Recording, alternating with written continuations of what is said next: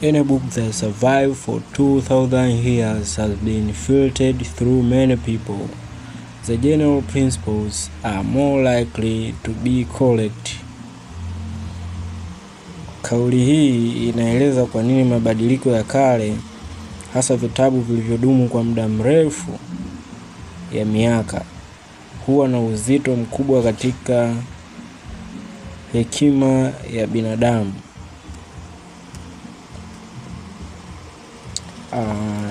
Kitabu chochote kilichowezwa kuishi kwa zaidi ya miaka 2000 hakikubaki kwa bahati mbaya.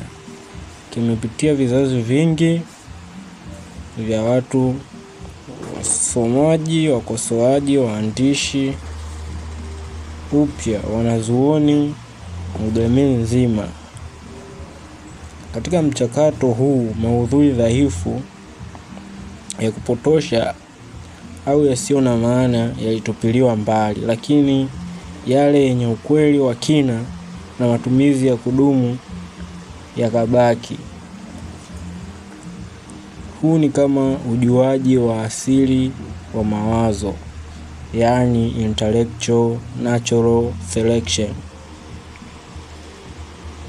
Mawazo yasiyo na thamani husahaulika.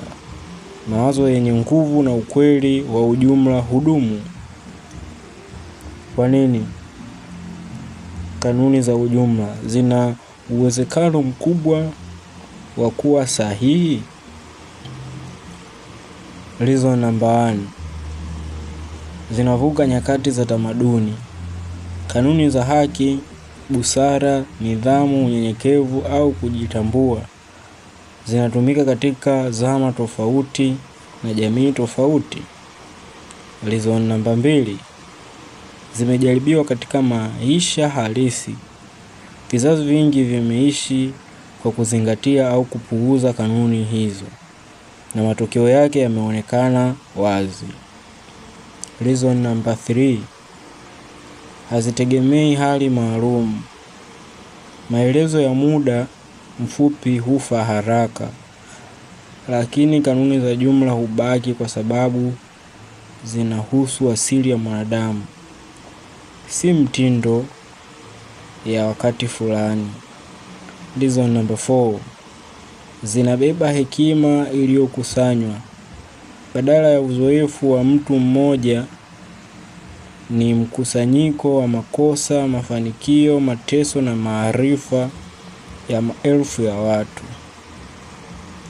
Mfano wa vitabu vilivyodumu: vitabu kama Qur'ani, Biblia, maandiko ya falsafa ya kale au kazi za wanafalsafa wa Kigiriki. Havikusalia kwa sababu ni vya zamani, bali kwa sababu vinaeleza tabia ya binadamu, vinatoa mwongozo wa maisha, vinagusa maswali ya kudumu: maana ya maisha, haki, mateso, maamuzi na kifo.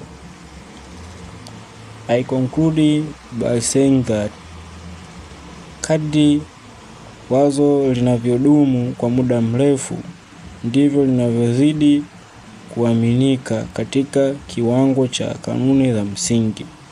Si kila sentensi ni sahihi kwa kila zama, lakini kiini, yani principles, kina uwezekano mkubwa wa kuwa cha kweli.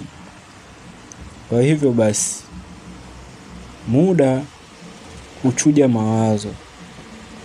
Kile kinachosalia mara nyingi hubeba